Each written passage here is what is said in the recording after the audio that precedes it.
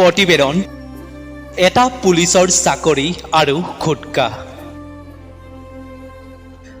আপোনালোকে মোৰ এই কথাখিনি শুনি হাঁহি নিদিব। ইয়াৰ লগত জড়িত হৈ আছে এটা সঁচা কাহিনী আৰু সুন্দৰ বন্ধুত্বৰ সম্পৰ্ক। এটা ল'ৰাৰ জীৱনত বন্ধুত্বৰ সফল কাহিনীৰে ৰাজু কলিতাৰ এটি লিখনিৰে এক বিশেষ প্ৰতিবেদন। মই তাক সদায় কৈছিলোঁ, বন্ধু তই গুটকা নাখাবি। তোৰ আগলৈ পুলিচ হোৱা চেহেৰা আছেও বন্ধু। তোৰ প্ৰতি মোৰ বিশ্বাস আছে, তই যে আগলৈ এটা ভাল পুলিচৰ চাকৰি পাবি। তাক মই 8টা বছৰে বন্ধুত্ব হিচাপেই পাইছোঁ। তাৰ সুখ দুখৰ প্ৰতিটো কথাই মই জানো, লগতে মোৰো প্ৰতিটো কথাই সি জানে। আমাৰ মাজত কেতিয়াবা কাজিয়াও হৈছিল। আমি বহুত দিনলৈ নমতাকৈও থাকোঁ, কিন্তু আকৌ ভাল হওঁ। ক্লাছত থাকিলেও একেলগেই থাকোঁ, ক'ৰবাত গ'লেও একেলগেই যাওঁ, আনকি খেল খেলোঁতেও একেলগেহে খেলোঁ। সি বহুত গুটকা খাইছিল এটা সময়ত।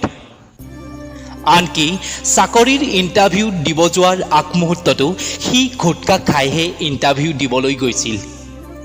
তাক মই ইমান কওঁ যে তই গুটকা নাখাবি, ঘৰৰ মানুহকো ইমান কওঁ যে তাক গুটকা এৰিবলৈ কওক, কিন্তু তাৰ মাক দেউতাকৰ কথা অকণো গুৰুত্বই নাই। সকলো কথা সি পাতলভাৱে লৈ লয়। হাঁহি এটি মাৰি সকলো কথা উৰুৱাই দিয়ে সি, যেন সেইকণ সময়ত তাক খং কৰিও খং কৰিব নোৱাৰা হৈ পৰে।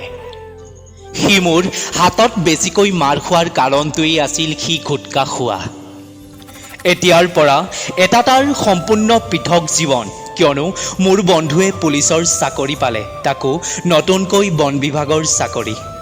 মোৰ চিন্তা আছিল যে সি গুটকা খাই দৌৰিব পাৰিবনে নাই, কিন্তু সি পাৰিম বুলি কৈছিল আৰু সি এতিয়া সফল। তাৰ সেই দৃঢ় বিশ্বাস আজিও মনত পৰেও।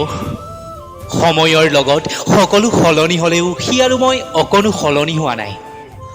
তাৰ কৰ্মজীৱনক নতুন পাতনিলৈ মোৰ ফালৰ পৰা আন্তৰিক শুভেচ্ছা জ্ঞাপন কৰিছোঁ।